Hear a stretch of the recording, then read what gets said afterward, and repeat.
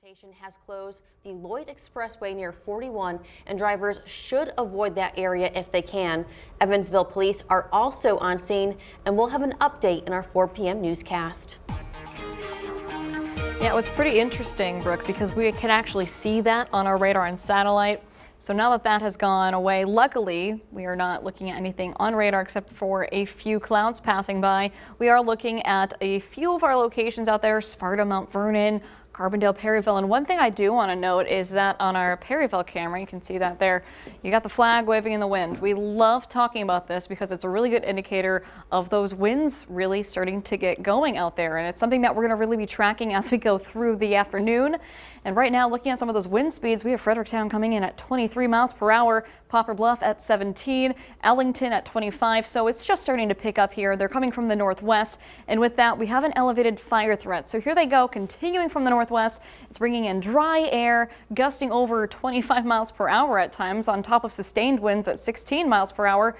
And you get an elevated fire threat. So we are under a red flag warning, a fire weather warning, encompassing all of this pink shades. It's encompassing most of our counties in our viewing area, except for our Tennessee counties as well. This is going from now until at least 6 this evening. So something to keep in mind. Make sure that you are being safe out there, because we do have some tips real quick for you. So avoid outdoor burning. That's number one, because there are still counties that do have burn bans in effect.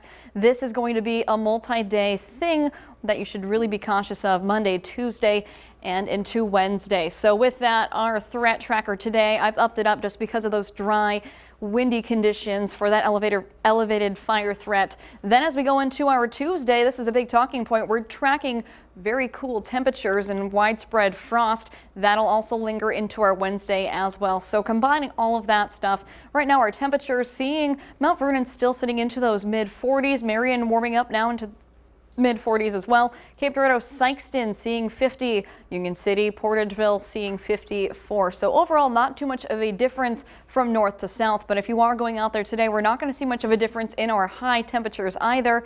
Highest we're going to be seeing is at least those lower to mid 50s, but a lot of sun out there, so that'll make it more pleasant. But with that, we do have a freeze warning in effect starting at 9 this evening, lasting until 9 in the morning Tuesday. I expect that to be extended even into Wednesday, and that's encompassing all of our counties in our viewing area. And it's as we go into the evening hours, we're going to drop pretty fast with our temperatures anyway. Clear sky, we're going to drop into those mid 20s, and it's possible that we could see some of those lower 20s as well. Daytime highs not reaching too much more than at least those upper 40s, mid 50s yet again. That's more so towards the south.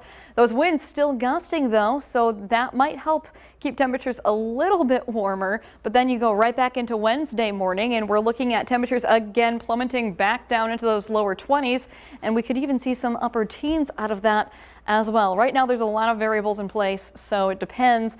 But we are looking at a widespread frost event, and it's possible a hard freeze. Wednesday afternoon, again, highs not reaching much more than at least those upper 40s, lower 50s. And so here you can see, if you are going out into the morning, Tuesday, Wednesday, Thursday, we're dealing with this at least hard freeze, and it's actually going to be our first killing frost. So not great for our crop season. I know it's been a rough one, but to download all of this, to track all of this with us, you can download that Storm Track 3 app on Google Play or the Apple App Store. But something else that you might be interested in tracking with us is not just those cool temperatures, but we're also going to be looking at a lot more sun. And then as we head towards the weekend, some relief is on the way as we are tracking some warmer temperatures, at least going into those 70s. But so far, if you have any weekend plans, I know it's the start of the week. Something to get excited about is that we are staying dry, but that's also what's not great, is because these burn bans are going to be able to continue, and Franklin County Emergency Management already saying they're going to continue their burn ban until further notice. We need to be smart right now. Definitely. Certainly. Thank you so much, Emily.